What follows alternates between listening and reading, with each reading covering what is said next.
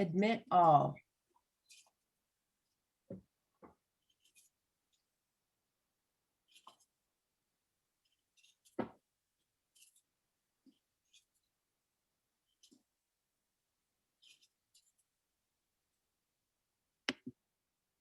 Hi, everyone. Welcome to Dr. Janice Jones's presentation for Black History Month. I'm Dr. Teresa Massimo, and I have the pleasure of introducing Dr. Janice Jones, who is professor of African American history and early childhood studies. Just a few logistical items before we get started, because I feel that her story and lecture will just tell you everything that you need to know about her if you haven't had an opportunity to engage with her yet. If you could please mute yourself, we would appreciate that and kind of be conscious about it. If you have any questions, please put them in the chat and we'll try to get to it. Or when Dr. Jones is done talking, we'd be happy to entertain any questions if they weren't answered. And then finally, if you are here for a class, feel free to put your name in the chat and also your professor, okay? Otherwise, one more additional thing. If you do need interpreting services, we do have interpreters that we are pinning. However, if you're not able to see the interpreters, please let myself know or contact one of the interpreters. We have two amazing interpreters today, Nora and Andrea. And then we will definitely make sure that it's pinned for everybody to be able to access. Also, my last thing is that this is being recorded. So if you do not feel comfortable being on camera, please turn your camera off. But I promise you that it really won't be shared with anybody too much anyway. The focus will be on Dr. Jones. So again, welcome to the Black History Month event, where we believe that Black history is every day and every month. And so I'm going to start with a little introduction. So please stay tuned, and then Dr. Jones will take over from there. So as I play this video, please listen to it and think about what it means to you. All right.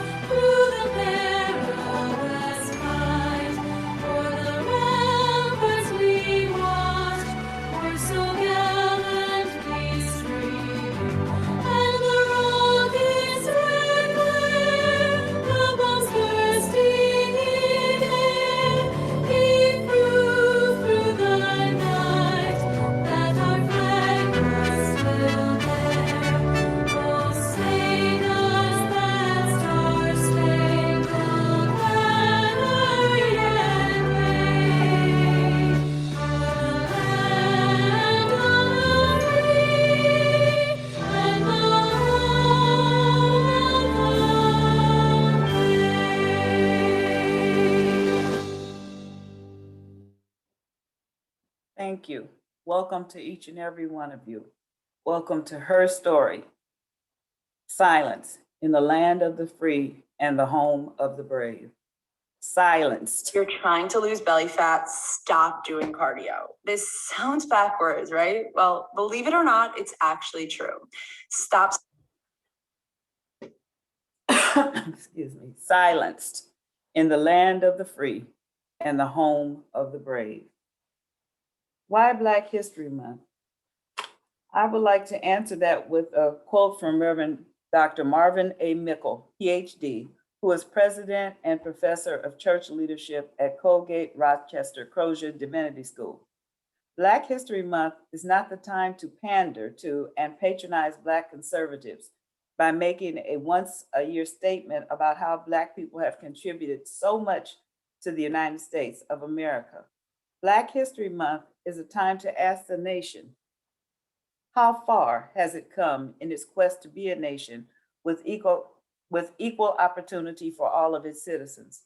Black History Month is a time to measure the degree to which white privilege continues to value and reward white people over other racial and ethnic groups solely on the accident of their birth. Silence in the land of the free and the home of the brave. Thank you to Ms. Sharon Zingsheim and to ODIAC for this opportunity, and thank you to all of you who have come.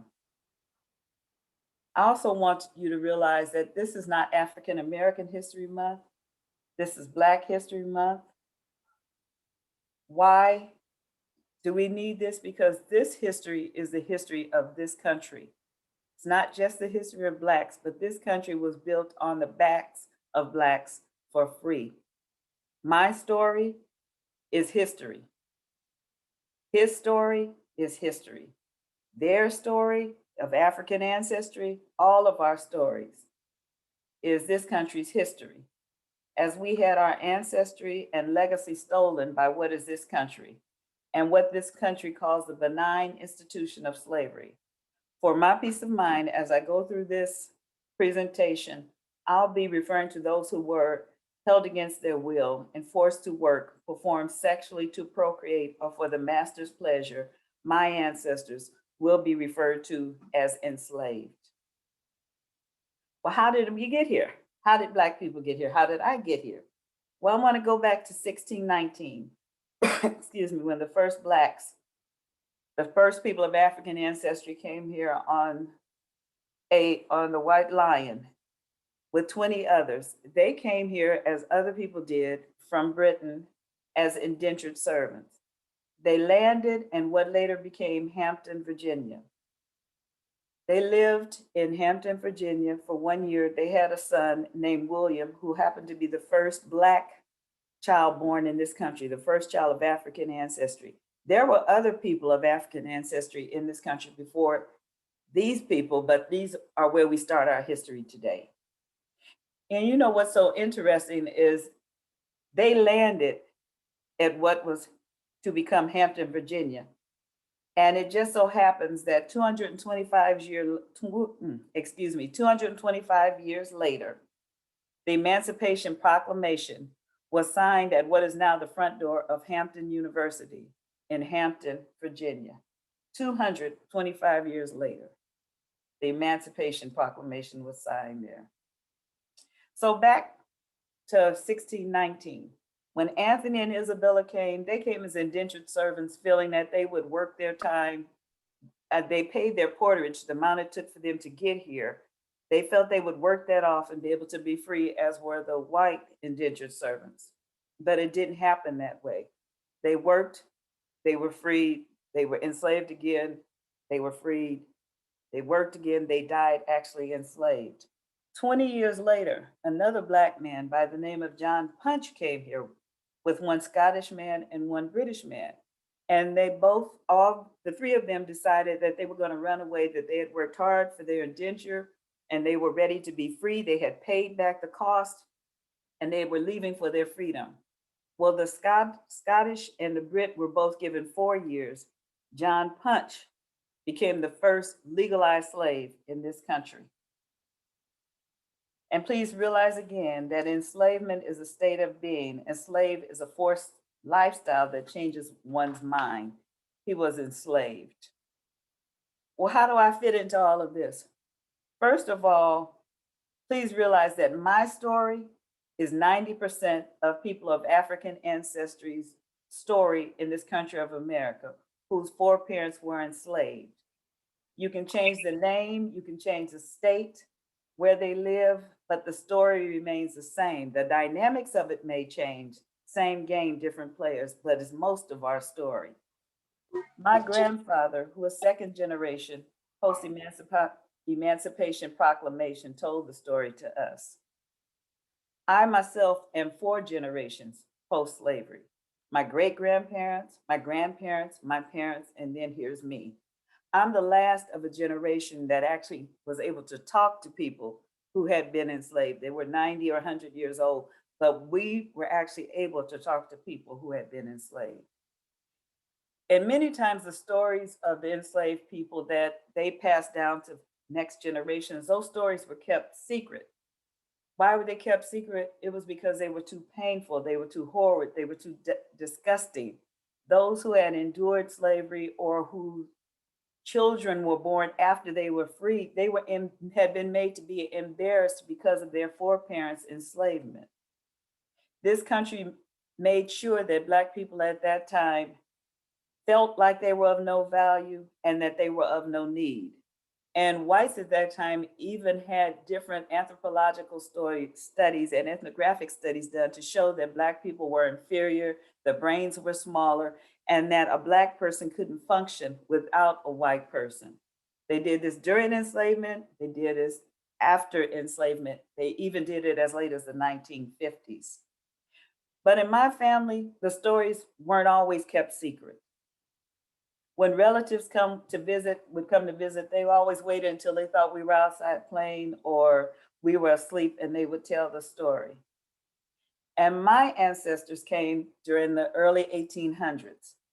And I'm one of the very lucky Black people in this country because I happen to know where my ancestors came from. They came from the Ivory Coast. And they were brought here as a family, which is very unusual because usually families were split because the slaver, the person who owned the slave ship, didn't want people to come together because he didn't want them to speak together in case they might decide to revolt or rebel. But at the time when my family came, they were sold in Tennessee, Arkansas, and Louisiana. At the same time that my ancestors came, cotton was king in this country. Cotton was growing extremely well in this land of the free and the home of the brave. This cotton becomes such a good product that is better than the product that's being produced in Egypt or any other parts of the world. So as this cotton was grown, the demand increased because of the quality of the cotton that was produced. Cotton becomes king. Wealth is increasing in the North and in the South due to enslavement. While the enslaved are worked harder and fed less and not provided education or medical treatment, they were worked harder and harder, and even more so from sunup to sundown. There were no holidays off, there were no weekends. You read books that say this, but when you read and really study into the history of slavery, this never occurred. And as the demand for cotton grew, production grew.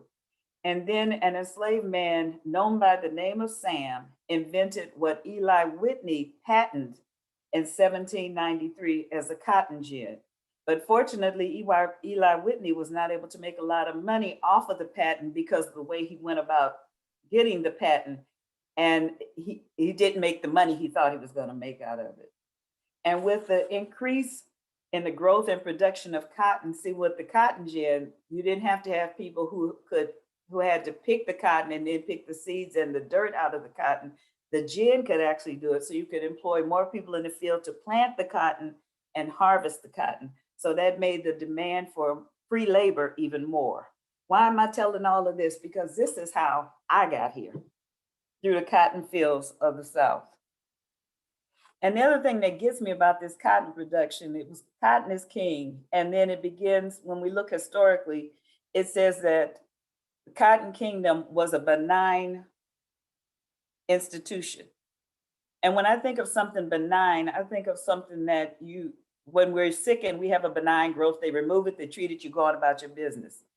But cotton was actually a malignant institution because it ended in the death of so many people. Over 20 million people, the Middle Passage and those born in this United States, served this country to build it for free. So it's nothing benign about it. It was malignant. So as I said, my African ancestors arrived here in the early 1800s from the Ivory Coast, and they worked in the cotton fields. But then one day, as I was growing up as a child, we had an uncle come to visit us, and we called him Old Uncle John. His name was Uncle John Henry Malone, and he was like the best cook ever. And he would cook and tell these stories. And I thought they were just stories that he was telling, but as I grew and developed later, I began to realize and understand that these were not stories.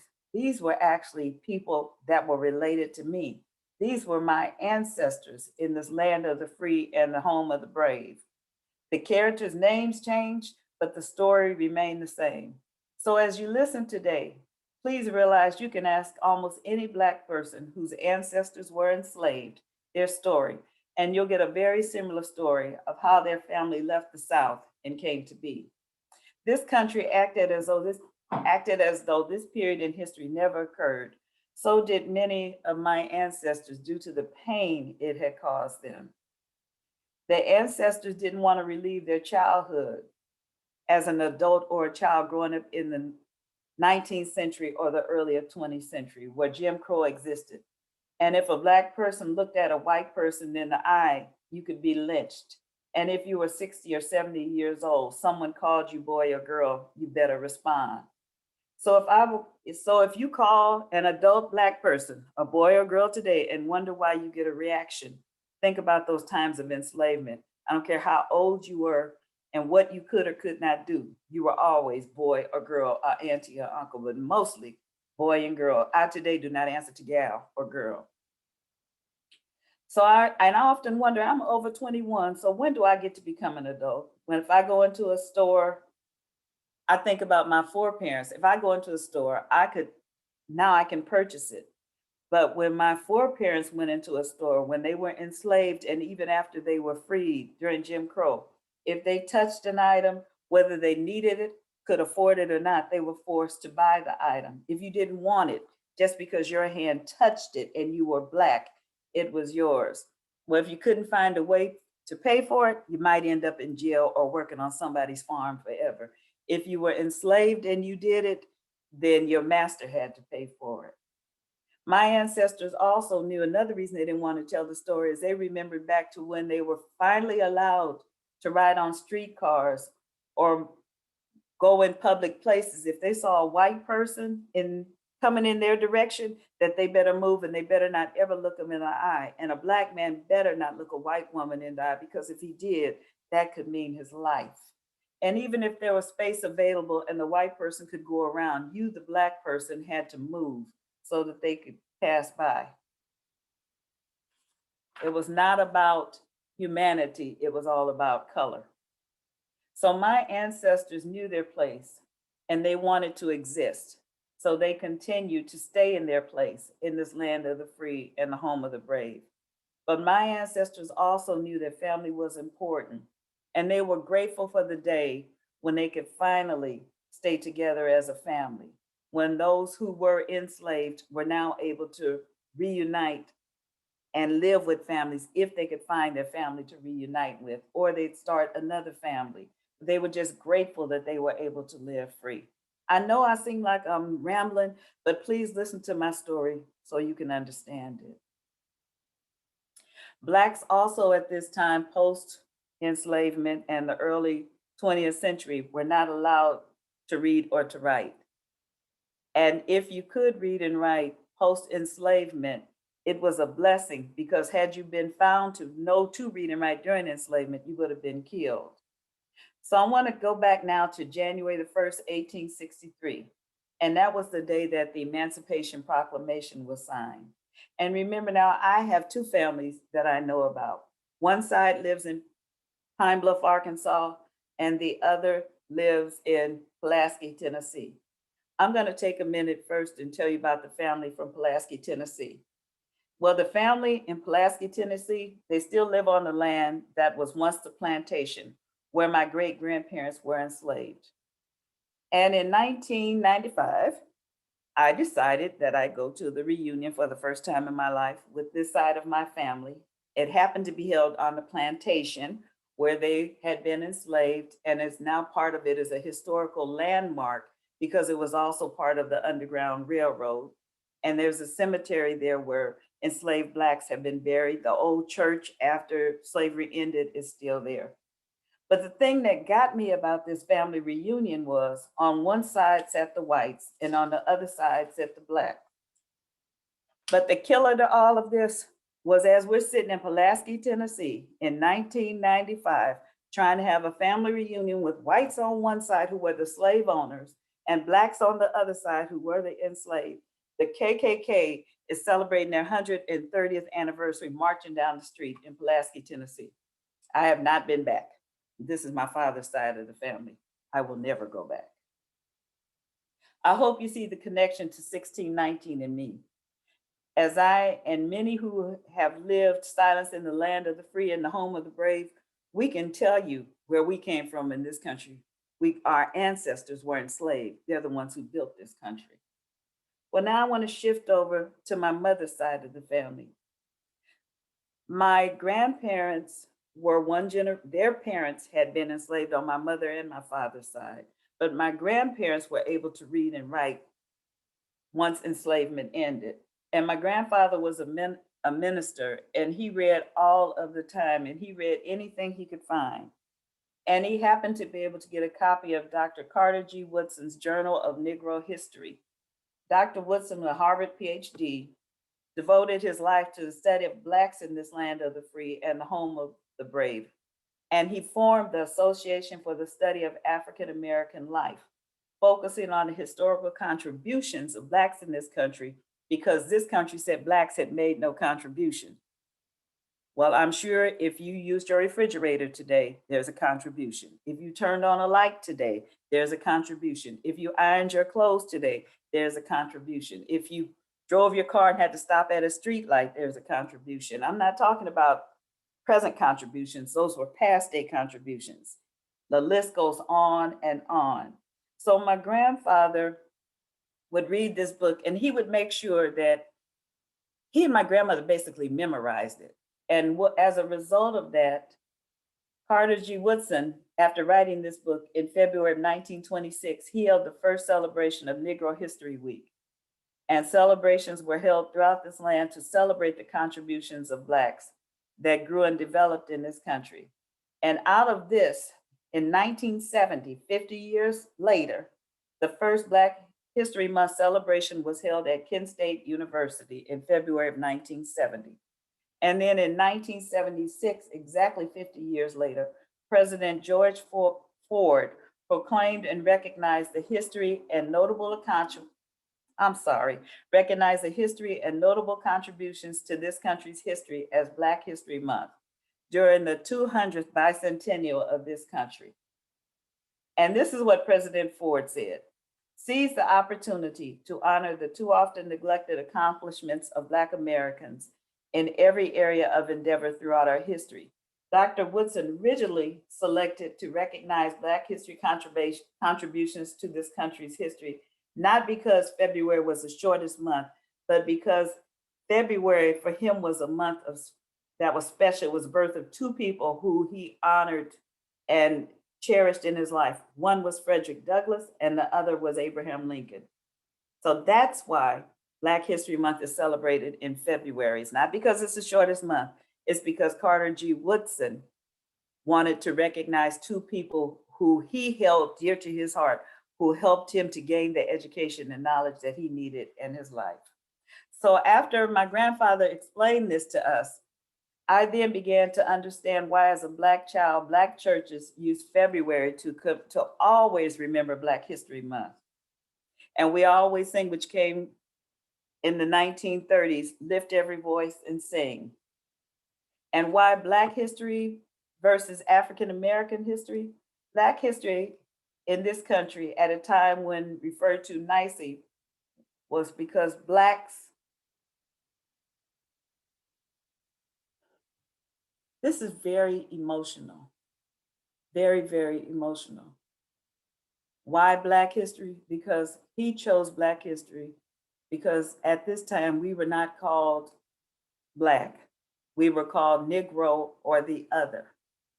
And why Black History Month? Because Black History Month represents that all of us who have come from ancestors who were enslaved, not necessarily people from Africa, but Black people who were in this country who were enslaved. This is our history.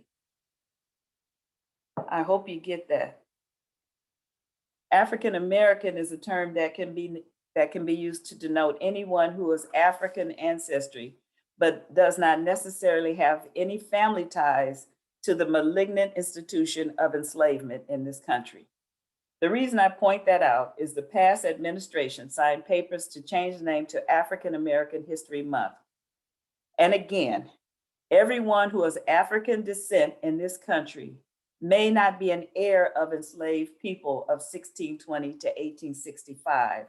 And his story, her story, is not our story in this land of the free and the home of the brave. Well, back to my grandparents. Well, my grandparents were doing well in the 1950s in Arkansas. And guess who was born in the 1950s in Arkansas? I was born in the 1950s in Arkansas. And I happened to be born under a tree because couldn't go to the white people hospital and they couldn't get me to the Black hospital in time, and ambulances weren't on that side of town.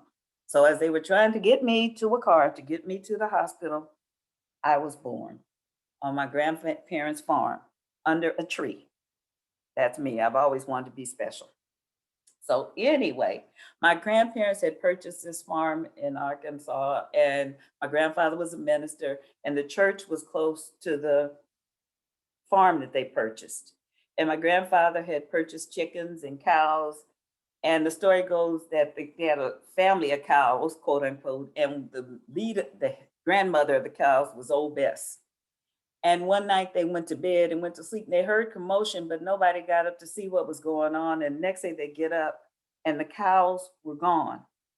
Now realize my grandfather had branded his cows just like every other person had branded their cows, just like enslaved people used to be branded to show their ownership. Well, put a pin there if you need to. So my grandfather realized where his branded cows were, and he went over and told the people nicely that he wanted his cows back. And he was told by the white man who stole the cows, you get off of my property or I will kill you. So my grandfather politely left. He went back that night, got his cows. And when the other ministers realized that my grandfather had gone and got the cows, especially Old Bess back, they then put him in the trunk of one of the ministers' cars and drove him out of Pine Bluff, Arkansas. By now I'm 9 months old. Had they not driven him out immediately, he would have died. They hid us, and then 2 weeks later, they took my grandmother, my mother, father, any other brothers, sisters, cousins, relatives that we had. They put us on a train and sent us to California. Had they not done that, all of us would have been killed. Am I frozen? Or is the No, Dr. interpreter James. frozen? We can No, hear you. we are We here. can hear We are you. listening. We can hear But the you, Dr. interpreter is frozen. Yeah, yes. So I have to wait a Yes, minute. interpreter is frozen. Your interpreter is frozen, but you are active. Hello, Hello, Dr. Teresa, are you Yes. there? Hello, hello. We can hear you, Dr. Jones. No, I need the interpreter. Yeah, if we could possibly spotlight the other interpreter, I'm ready. I believe Andrea had a power outage. Yeah. Yeah. Let's see if we can, Teresa, I think you could spotlight me. I did, add spotlight.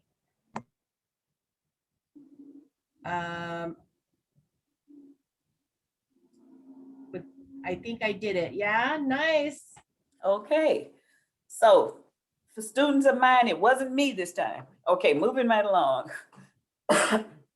So as I was saying, so we were put on a train and we were all sent to California. Actually sent us to what is now Watts. My grandparents didn't like it there. It was too large, too big. It was too much of a city. So they moved to a small place called Fresno, California. So we happened to arrive in California about the same time as Brown versus Topeka, Kansas Board of Education, which was actually 5 cases against segregation fought in one case in Topeka, Kansas. Why was this case being tried? When there had been the inferior ruling in 1896 of Plessy versus Ferguson, which said people of color should have facilities, but their facilities should be separate and equal. Well, the separate was there, but the equal never came. So the Browns who had bought the house, actually the father was a doctor. They bought a house, and 7 blocks away, there was a school, and they bought the house because they could afford it and because they wanted their daughter to attend school here. They were the first whites in their community. The whites would not have their child going to school there, so the Browns sued. And in the meantime, this 5-year-old child had to get up in the morning before dawn, and get on a bus. And then she'd come back home after dark. So she was gone like from 6 in the morning to 7 in the evening, a 5-year-old on a bus by herself going across town to school. This was not going to work. The parents had the money, they got the NAAC behind them, and they sued. Constant Motley Baker was the attorney at this time who worked with later Supreme Court Judge Thurgood Marshall. She actually wrote all of the briefs to fight this case. But Ms. Baker could not stand up in court for 2 reasons. Number one, she was a woman, and secondly, she was a Black woman. So Thurgood Marshall actually fought the case and he won, and it was to end the legalities of separate but equal in the United States, and segregation was supposed to occur. But if we follow history, we know it didn't occur then. But we do know that Blacks were getting tired. They were tired of being silent in the land of the free and the home of the brave. Silence was growing. You could hear the silence growing. The silence was growing in the homes, in the churches, in the schools, and in the workplace. I hope you get what I mean. They weren't publicly saying what they needed to do, but the civil rights movement was about to begin. Then the murder of Emmett Till occurs. Blacks then begin to look at the Tuskegee experiment, the deportation of Marcus Garvey, the Scottsboro Boys, the everyday occurrence of someone leaving home, especially a Black male, to go to the grocery store. And a day or so later, they never came back from the grocery store. They never came back from going into town, but you'd find them lynched on the side of the road or in the river somewhere. Blacks were getting tired. They were tired of getting telegrams and telephone calls from the South that someone had left to go to the store or to town, but was found hanging from a tree or floating in a river. Silence in public, but planning in private in this land of the free and the home of the brave. And we understood, my parents understood, my grandparents understood, because they know how they had been displaced from Arkansas to California. Well, winning the case of Brown brought back many memories to Blacks, as they had been reminded of all the injustices that had been lived and were being lived through every day in the Black community. The younger generation was constantly being educated on how to live safely in this land of the free and the home of the brave. The silence is getting louder. I remember hearing stories about being told to say yes, ma'am, and to say yes, sir, to move out of those white folks' way. I remember hearing stories of my mother and grandmother going into town and being asked, what you doing in that store with this white baby? Whose baby you nursing? And then them having to prove that the baby belonged to them. I guess the whites didn't understand that because of miscegenation during enslavement, at birth, you could be as bright as the sun during an eclipse and grow to a beautiful velvet black of the darkest midnight. How did we know what color we were going to be? Our foreparents looked at the tips of our ears and knew. But anyway, back to Brown versus Topeka, Kansas, and all of the racial injustice that was going on, all the killing that was going on. With this Brown versus Topeka, Kansas, the case ends in 1955 with Brown 2, and desegregation began. But desegregation really didn't begin. This country still began to treat Blacks as 3rd, 4th, 5th class citizens. Blacks were still not allowed to vote. Blacks were still not allowed to buy homes in communities. Blacks were still not allowed to work on jobs. Blacks were still not given the rights that others were given. And even when the desegregation of Brown versus Brown occurred, even senators of that time, the then Senator James O. Eastland, an avowed segregationist, and everybody knew it, by 1957, had Southern senators with him who went so far as to write and sign the Southern Manifesto to outlaw integration in the United States. And Senator James O. Eastland was at the head of this. They refused to follow the court order of Brown versus Brown. And by them doing so, they also were violating the 14th Amendment. Other Blacks now are getting tired. We're getting tired. We're in California fighting, but other Blacks are getting tired also. And I think about Claudette Colvin in 1955 of Montgomery, Alabama, the 15-year-old who was going through her own personal hell during all.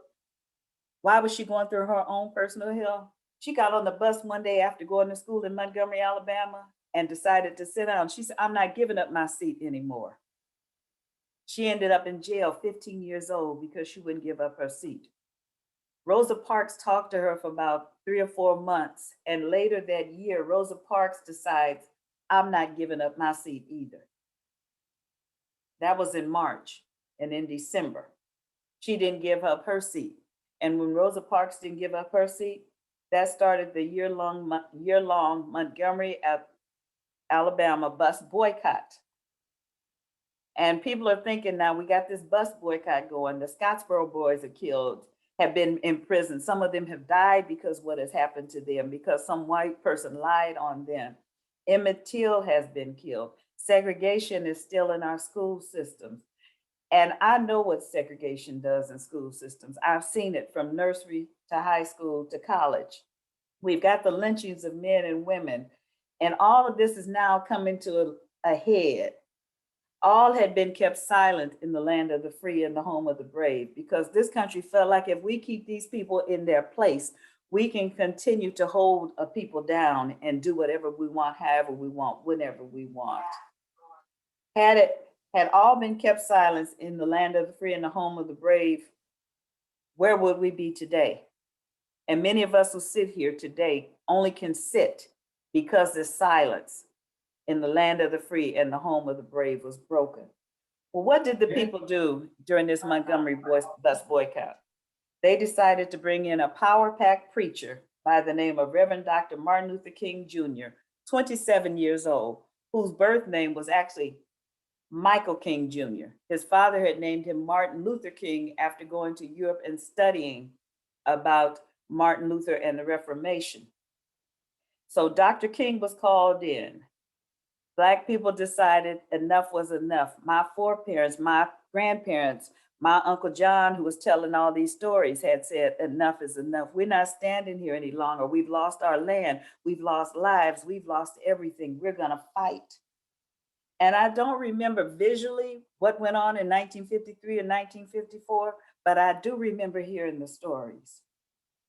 And maybe you don't even know this, but with the Emmett Till case, one physician, one Black man who was a millionaire in this country by the name of Dr. Theodore Roosevelt Mason Howard, who was president of the National Medical Association because they would not allow him to belong to the AMA, so the Blacks had to start their own.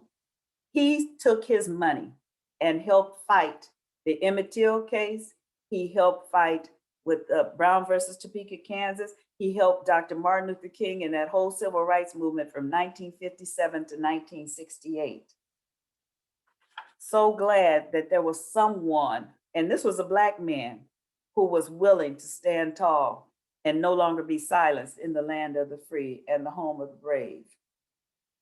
Another thing I remember about growing up during this time of civil unrest was that, and some of you are gonna laugh at this, television was not the norm. Everybody didn't have a television. We happened to have a television, and people would come over and watch our television, and people would come over and watch the news. And we saw the freedom walks. We saw the sit-ins, and the sit-ins in Greensboro, North Carolina, stay in my mind. It started with 4 young men. They arrested them, then 10 came, they arrested them, then 15 came. They arrested them, then 25 came, they arrested them, 100 came, they arrested them. Then thousands started coming all over the land. Woolworths could no longer fight this fight anymore. This is where it started. Blacks were determined, I'm gonna change silence in the land of the free and the home of the brave. And I also remember about this same time as the sit-ins, there was the Little Rock Nine. And Little Rock, Arkansas actually closed its schools, as did others, rather than have Black people attend their school. I'm watching all of this, I'm seeing all of this.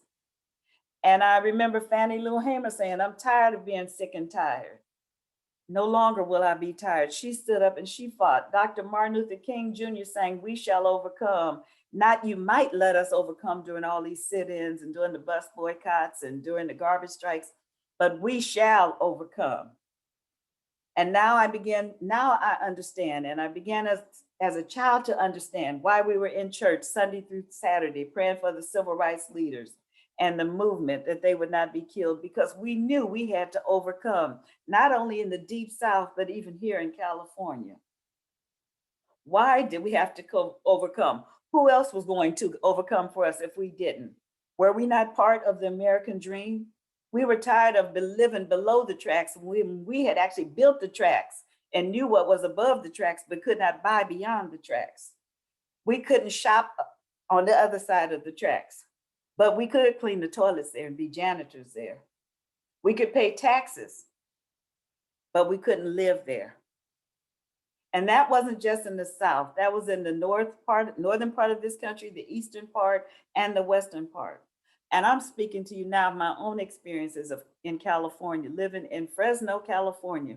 We knew that we better not be on the west side of the tracks after dark, because if you were, you may not be ever seen again. I remember as a teenager watching the news and seeing the dogs and the water hoses being turned on children and adults and seniors.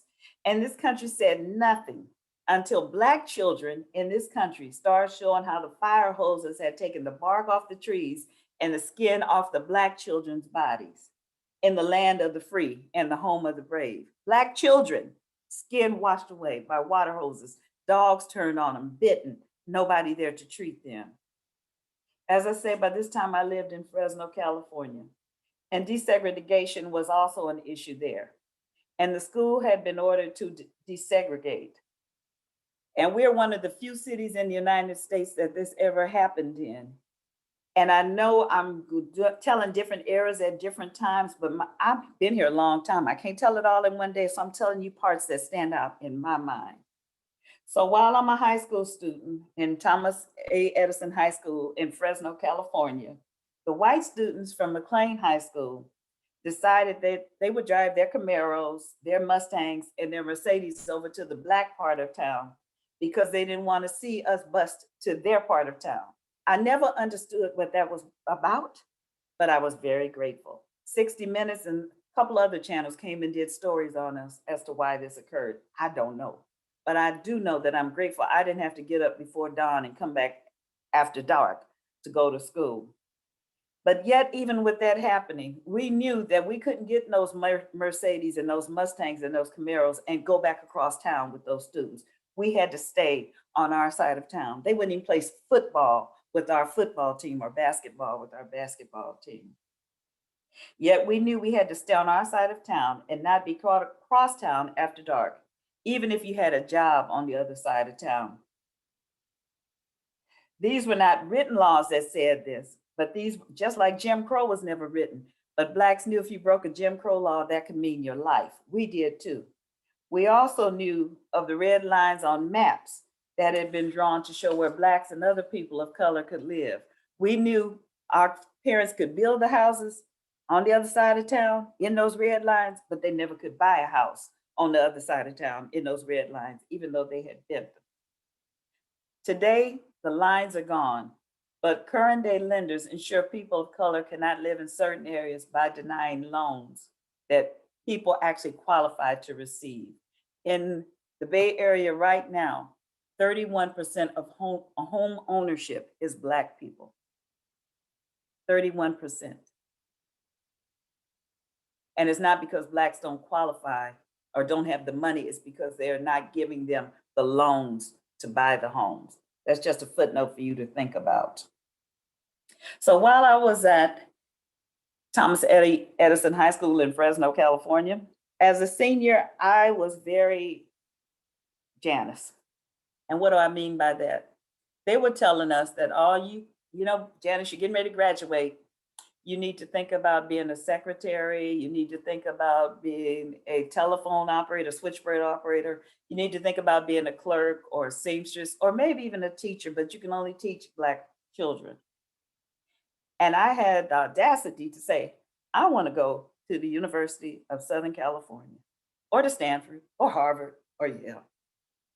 And I was basically told, you need to apply to this technical college, or maybe even at that time, junior college, but you don't need to apply there. But because of desegregation, Fresno decided to let one Black counselor come to Thomas A. Edison High School in Fresno, California. She came and she brought an intern with her. She asked me, what did I want to do? And I said, I want to go to the University of Southern California. Phone call to my family. The next year, guess where I was? I was at the University of Southern California. During this same time period, I'd seen my grandfather and other ministers bring Dr. King into Fresno to help Cesar Chavez and the Filipinos that worked in the Central Valley and the Blacks that worked in the fields of Central Valley to get equal rights. I was determined that I would not learn to type. I did not learn to type until I was 45 years old because I was not going to be anybody's secretary. I was not going to be a clerk. I don't mind being a teacher. But you don't tell me what I can and cannot do just because of the color of my skin. I also remember the same counselor telling me, Janice, you're only here because of Executive Order 11-12-46, which outlaws desegregation. You're going to hear that you were accepted into USC, not because you were smart enough, but because you had to help fill the quota so that college could maintain its financial aid. She also said, please realize they're not going to like your hairstyle, because I had the Angela Davis fro.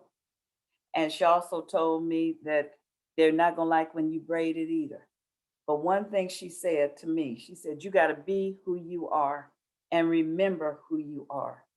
You got to understand your purpose and why you're in school, and you've got to make sure that you fulfill your purpose. And as she was saying that to me, I was thinking about, in my community, I hear beautiful music. I see wonderful clothing. I see wonderful art. I see all kind of beautiful things everywhere. But every time I turn on the television, all I see is somebody killing somebody, raping somebody, stealing something. I never see a bright light shined on a Black face. She said, don't worry about those things. But remember, you can be anything you want if you put your mind to it. And yes, Miss Mims was right, in this land of the free and the home of the brave. And I laugh sometimes when I think about her and her telling me about my braids, because Bo Derek got rich wearing those same braids with the movie 10. Look, check that out if you don't know what I'm talking about. Okay, so I was accepted into USC. Some people didn't like it and some people didn't look at me because of who I was. And people continued to hold up in my face that I was there just because of affirmative action. Well, I didn't graduate from USC, but it was not because I was put out or financially forced out or disciplined out, or I was on academic probation. Well, I was in love. I got married. I went to Cal State East Bay, earned 2 degrees. And when I got ready to begin working towards my doctorate degree, I asked another woman of color who my husband had fought for in Vietnam to get their rights if she would send me a letter of recommendation. Then I realized she had been brainwashed, because she then told me that you are not doctoral material. You will never be able to get into any school. So I applied anyway to Stanford and USF. Both accepted me. And I accepted USF because it fit with my work schedule and met with the goals I wanted for me. Why am I telling you this story? I'm telling you this story because we came from a line of people who had been enslaved, whose lives had been stolen from them, had been murdered, had been killed, had been lynched. But yet they instilled something in us that made us want to go on, that gave us the drive, the tenacity, the DNA to continue. Just like I've done it, you can done it. You can do it. Oops, not you can done it. You can do it. So I go to USC. I go to CSU. I get married. When I get married, we moved to Oakland, California, and we decided to buy our first house, a duplex. And when we bought it, an Italian woman, an elderly woman lived in the unit. She was over 90 years old. And my husband, I said, what are we doing about her? He said, she can stay. I said, okay, fine. Every night we went to bed, we heard, this was her prayer. Lord, help me get rid of those. You fill in the word, N-I, you fill it in. Finally, she had to move because if she hadn't, I would have ended up in jail. We then decided to buy another house in this Bay Area in another community. And we bought the house 26 miles from Fremont. And the people would not move out the house once we purchased the house.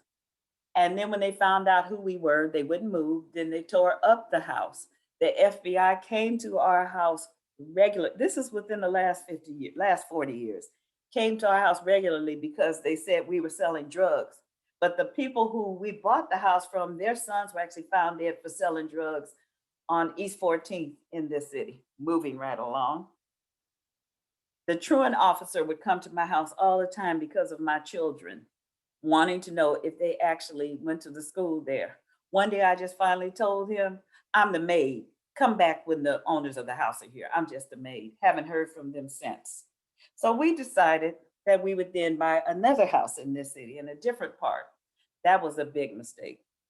The KKK followed my children home from school on a regular basis. The neighbors told me that if we ran out of money, we needed some help, that our children could walk their dog or pick up their garbage. They called the police on us constantly, said we had too many cars. They weren't parked in the garage. We had a 2-car garage and 3 cars. Where were we going to park the other car? Then they would call the police and say that we left the car on the street too long, or just anything they could think of to make us uncomfortable in this community. We were one of the first Black families in this community. They treated us so bad until the San Francisco Examiner actually ran a 10-year story on us, watching everything that happened from the first house to the second house that we moved into. And I laugh now because those same forefathers who didn't want this city to be Black and who had drawn the little red lines where people could buy, now nobody looks like those people in this city. It's amazing to me. I've seen the red lines. I know they're real. I know instead of red lines now, they do it by not loaning people the money.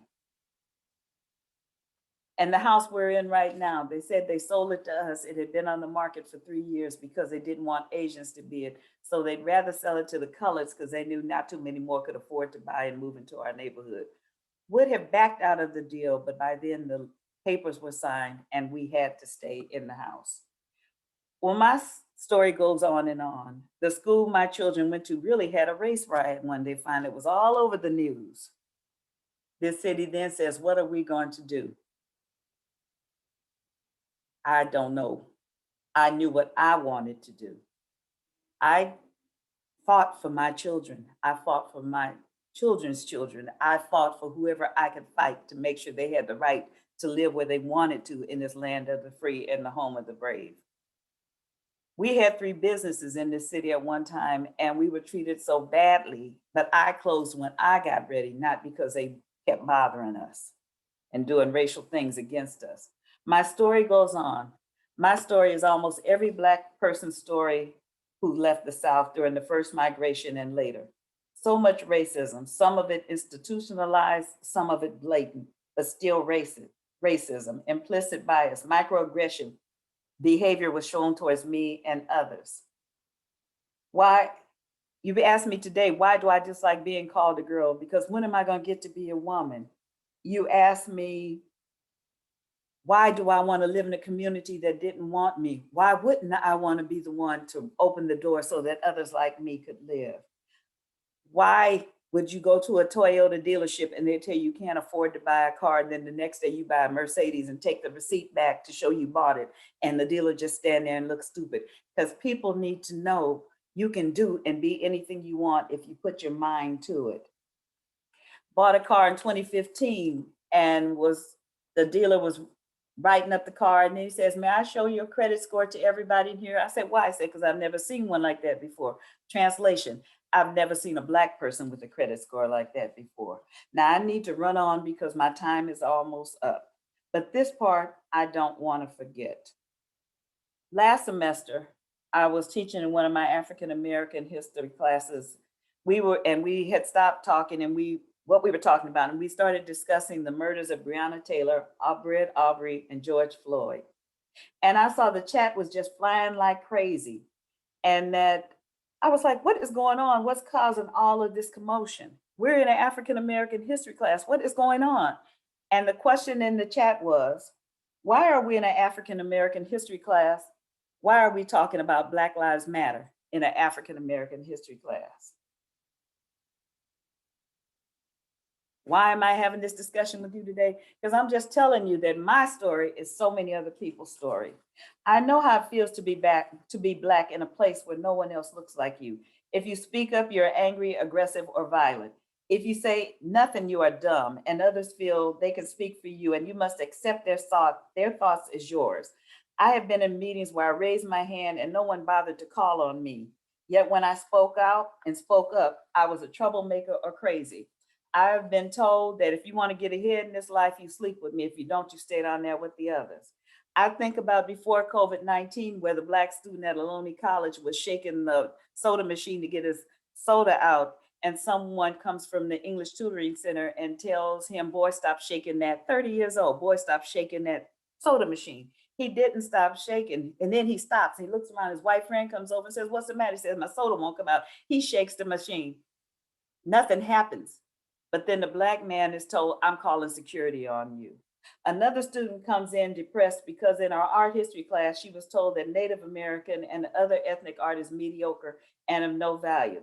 Another comes and tells me that in a sociology class, slavery was not that bad because it provided food and shelter for Blacks. Another tells me that in a political science class, Blacks need the government to control them to keep others safe.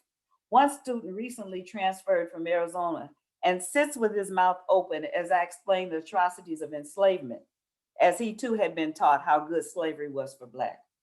One student turns in a final paper to me saying, Black women wear weaves because they want to be white, and there are no strong Black families in the United States. And then she felt, yeah, I better not respond to it.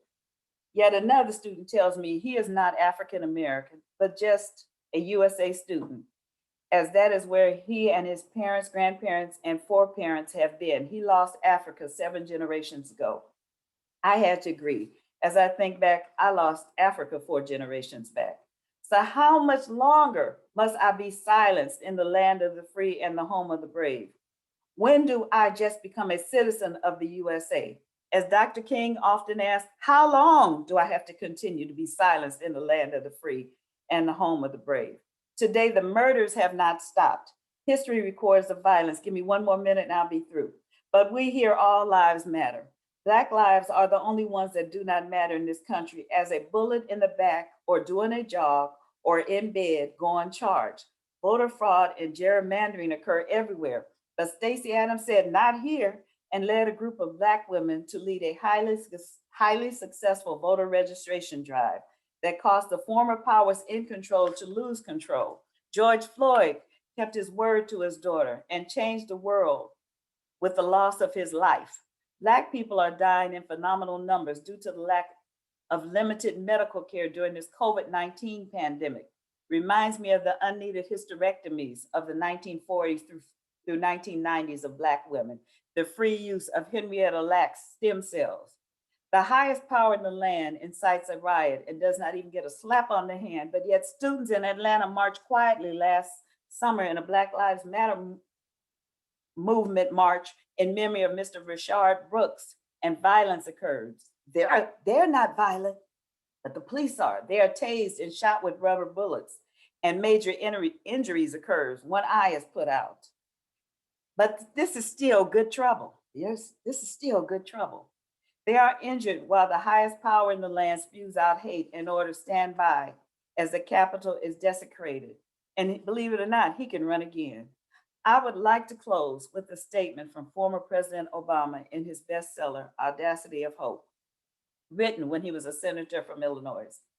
I wonder sometimes whether men and women, in fact, are capable of learning from history, whether we progress from one stage to the next in an upward course, or whether we just ride the cycles of boom and bust, war and peace, ascent and decline. And with that said, this is me. We must continue with our destiny of hope, as my ancestors did, as Harriet Tubman did, when she made 19 recorded trips to free enslaved people and said she could have freed more had they known they were slaves. Frederick Douglass, when he took a stance as an abolitionist, knowing that fighting against enslavement might be his death. Crispus Attucks during the Revolutionary War, because he believed in give me freedom or give me death. Death was his answer. The Fortin family, one of the few Black families that had wealth, used their money to help the abolitionist movement and start schools in the South during Reconstruction. Rosa Parks, who wouldn't get off the bus. Dr. Martin Luther King, who fought to get us on the bus with dignity and many other rights. Congresswoman Shirley Chisholm, the first Black Congresswoman and the first woman to run for president of these United States, often stated, if they won't give you a seat at the table, bring your own folding chair. And the audacity of former President Obama to run for president at a time when Black men are being killed as flies, jailed at unprecedented numbers for crimes they did not commit, or even given a sentence greater than someone who committed a greater crime. Hatred of Muslims and immigrants is rampant. And because of his audacity to hope, he runs for president, not once, but twice, and wins. You can't let somebody else's no become your yes. You must fight and work for what you believe in. You must stand strong and pass the test of time. You must look to your higher power for guidance and strength and move forward. You must maintain the audacity of hope. You cannot look at what is around you now and what is going on in this country politically, socially, racially, and economically, and let that define who and what you are and what you can become in this land of the free and the home of the brave. You must persevere. You must pray for a better day when man is judged by the content of his character and not the color of the skin. And last but not least, and say amen somebody, when a Black Southeast Asian woman becomes not only the first woman vice president of this country, but she brings her ethnicity with her.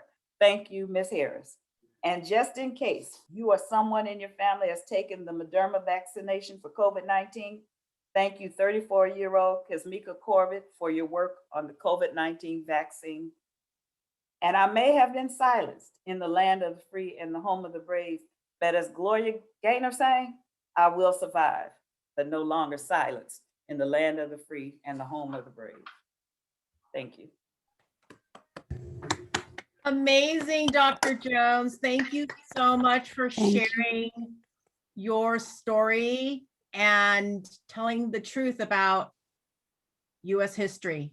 I think it's important to know, and it makes it more relevant when we hear it through you, who has lived through it. I just want to know how you do it, because I probably gonna put out some phone number later.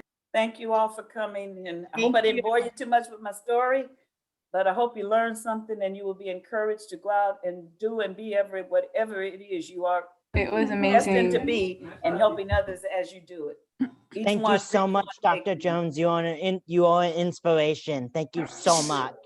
Thank you. Thank you, Dr. Jones. Thank you, Dr. Jones. Thank you, Thank you, everybody. doctor. Thank you, Dr. Thank you so Jones. much. Thank you, Dr.